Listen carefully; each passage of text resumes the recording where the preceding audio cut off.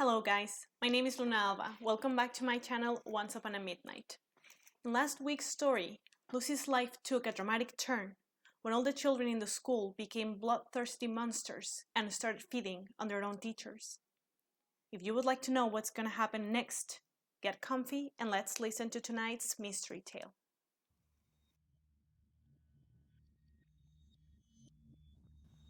The man smiled and observed Lucy with curiosity. Interesting. Unexpected too, he said to himself. Are those monsters gone? What's happening? What will happen to the children? Her mouth felt dry as she bombarded the newcomer with questions, her eyes burning with tears. Detective A.K. raised a hand in front of her and looked out the broken door. Even though the reception and part of the hall that Lucy could see were empty, there was something eerie, an invisible sensation. Very similar to when you are walking and get the feeling someone is following you, though in this case, it was more as if every corner of that school had eyes, and all of them were staring at them. Follow me, advised AK and started walking carelessly over the broken wood and books scattered on the floor. His hands tucked in the pockets of his raincoat. It was until that moment that Lucy realized the man looked timeless. He was wearing a hat and clothes like those her grandfather used to wear on the pictures from his youth. He used to be a detective. Maybe that familiarity convinced her to follow him. In the silence that was barely interrupted by their footsteps, Lucy noticed a melody. She shook her head and looked around, searching for the source. You can hear it, observed the detective, looking at her from the corner of his eye. The big scar on his face looked darker under the dim light. Hear what? Said Lucy in denial. AK smiled. Nothing. Probably just my imagination. He continued and started whistling nonchalantly. As they approached the school's entrance, the melody seemed to become louder, to the point that it was almost impossible to ignore it. The detective stopped suddenly and extended his right hand to the side. Lucy instinctively took a step back as the man's hand got surrounded by a bright light. It seemed as if he was able to create waves of water that danced in swirls around his fingers. They took the shape of a sword that he lifted in front of him with one hand. Sorry to keep you waiting, he said. Lucy almost freaked out until she realized AK was talking to a figure that appeared at the doors of the school. It took her a second to realize, or maybe accept, that the nightmare wasn't over as a group of 10 children like monsters rushed towards them. With the easiness of someone swinging a paintbrush, Detective AK launched at the creatures. His water sword left threads of light as he wielded his weapon and defeated the monsters one by one. The children fell to the floor like rain droplets. Lucy screamed in horror.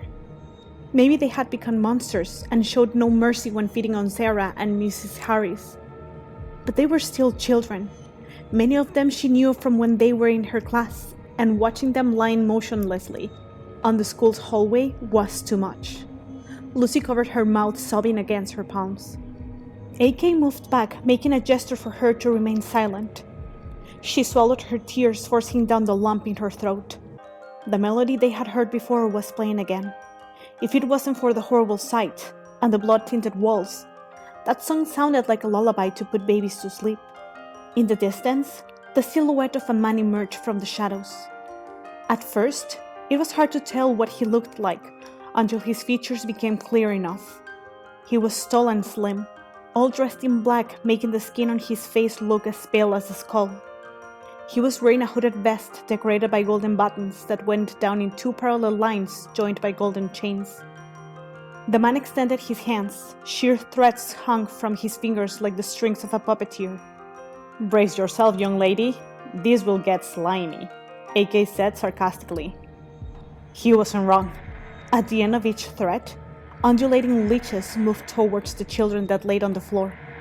The creatures slithered rapidly over their faces and into their opened eyes. As soon as the leeches disappeared behind their eyeballs, the children stood up again, their limbs cracking as the man behind them moved his fingers pulling on the threads that controlled them. Lucy stood speechless. Destiny must be on my side nowadays, said the puppeteer. I didn't expect to meet the man that turned in my brother to the consulate in such a small town. It is with great delight that I can feed my babies with such exquisite blood like yours." The man's mouth was full of sharp, pointed teeth that vanished away any humanly traces of his face. "I'm assuming you are the good-looking one in the family," replied AK, fixing his hat. The puppeteer laughed unimpressed and moved his fingers skillfully, making the children launch at the detective and Lucy. Effortlessly, AK swung his sword once again and fought back. Lucy realized he wasn't attacking the children, but cutting off the strings that controlled them. Once again, they dropped down to the floor. The man stood still. Through his skin on his bare arms, little lumps appeared and made their way down to his fingers. From them, more leeches emerged and hung from brand new threads that grew from the tips of his fingers. "How lovely! Have you ever thought of putting on a show?" exclaimed AK, winking at Lucy. Lucy wasn't sure if she should be more concerned about the leech puppeteer or the detective's dark sense of humor. All of a sudden, the man waved his arms. The leeches flew towards them, aiming for their eyes. Lucy crouched down right on time for AK to cut the threads without harming her. "Nice reflexes," he observed. Lucy didn't get the time to thank him or curse at him. She had to press her lips together to endure the pain of the wound on her leg. Suddenly, little footsteps could be heard in the distance. They became louder as a group of 3 very scared children joined them. All of them had wounds and cuts, but overall, they seemed to be themselves. Lucy straightened up and moved her arms to catch their attention. The 2 girls' and boys' faces lighted up when they saw her. When the kids were close, the music began to play again. That was when Lucy realized it was coming from the puppeteer. He whistled the melody while moving his fingers to the song's rhythm. The 3 children stopped on their tracks, their eyes wide open. Lucy got closer and tried to wake them up from their hypnotic state, but there was no reaction, not even a sight of hearing or understanding in their eyes. "Look out!" screamed AK as the puppeteer sent more leeches their way. The detective managed to pull her away while the slimy creatures entered the children's eyes, turning them into marionettes. "Your days of glory are over, Detective Sassy," said the puppet master. AK clicked his tongue in disapproval. "Great, now my identity has been revealed. I might have to kill you." He looked at Lucy, smiling. Lucy backed off, terrified. "Sorry, that was a bad joke," he corrected and held his water sword with both hands. With inhuman speed, Sassy launched at his enemy. With just one movement, he managed to make a clean cut on the man's abdomen. However, he was also very fast and backed up before the sword could cut him in half. The fabric of his vest was ripped apart.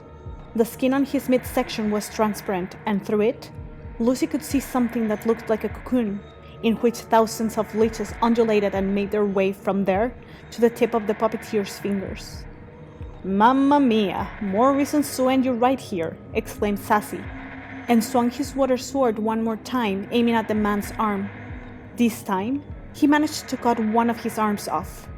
That made one of the recently arrived kids fall unconscious to the floor. The leeches slithered out of the girl's eyes and died soon after. Relief didn't last too long. The puppeteer retched and spat up a mass of leeches that traveled through the air and landed on AK's leg. The creature's teeth buried into his skin and started absorbing the detective's energy. At the same time, the 2 children that were still under the puppeteer's control lunged at Lucy. She dodged away, barely avoiding the girl who almost beat her on the shoulder. Lucy got to AK and without thinking, grabbed one of the leeches and pulled it out. The skin of the man ripped, though relief came right after the pain. Lucy grabbed another one. Sassy stopped her. "Don't get me wrong," he said, running out of breath, "but can you maybe be more gentle?" Lucy remembered what she had taught the 5th graders during science class. She put her fingernail against the leech's mouth and took them off one by one. "Grazie," said AK frankly and invoked his water sword again. The show must come to an end. Even though his energy was running low, Detective Sassy used his power to create a whirlpool that surrounded the puppeteer. He tried to avoid it, but AK was faster and cut through the man's middle part where the leech cocoon was. He then pulled the sword to the side, slicing him in 2. Some of the leeches were set free and tried to attack Sassy, but Lucy joined in and stepped on them. The leeches made a disgusting, squishing sound under her feet. The man fell to the floor. It didn't take long for the remaining leeches to stop moving once the puppet master was dead. "The nightmare is over," she said, feeling her legs weak. Lucy leaned against the wall as her sight became hazy. Soon everything went black. When Lucy woke up, she was hooked to an ivy. Through the room's door, she could see her mom talking to a nurse. Beside her bed, she found a newspaper. She grabbed it and looked for the date. It was September 30th, which meant she had been unconscious for 5 long days. She looked through the first pages. An article's headline caught her eye. "Fire consumes Sunny Hill Public School. Only some children and a teacher survived." Lucy reread the headline several times before she went on to reading the article. It said that the school had caught on fire. Many teachers had passed in their attempt to get the children out. Although some children survived, they couldn't tell what had started the fire, as they seemed to have lost their memory, probably due to inhaling too much smoke. Lucy threw the newspaper to the side, breathing heavily. It couldn't be. She had vivid memories of what had happened. The puppet master, the leeches, Detective Sassy. She couldn't have imagined it. During the following weeks, she tried to convince her mom and friends of what had really happened. As time went by, her friends stopped talking to her. She knew they thought she was crazy. Her mother, on the other hand, tried to talk her into getting psychological help. Her mom was sure her trauma from the fire was playing tricks in her mind. But Lucy knew the truth. On Sarah's first death anniversary, Lucy went to visit her tomb. Sarah's family had probably gone that morning because there were fresh bouquets of white roses decorating her tombstone. Lucy cried so much her chest hurt, not only for the pain of losing her best friend, but the horrors she had experienced and no one ever believed had happened. She cried out of loneliness and for having to endure those nightmares on her own. On top of that, she never went back to being a teacher. The sound of footsteps over dry leaves caught her attention. The man behind her looked familiar. A raincoat and a hat, a big scar over his nose. He stopped beside her and fixed his hat as a way of greeting. They stood there in silence for a long time until the man turned around and started to walk away. "Wait," said Lucy. She had so many questions. The fact that Detective Sassy was there was all the confirmation she needed for knowing she wasn't crazy. The detective stopped and looked at her from over his shoulder. "I'm going to give you a piece of advice, young lady. Some things are better left in oblivion. I hope you live a happy life and hopefully we never see each other again," he said, smiling, and left. Well guys, that was the end for A Tiny Little Nightmare.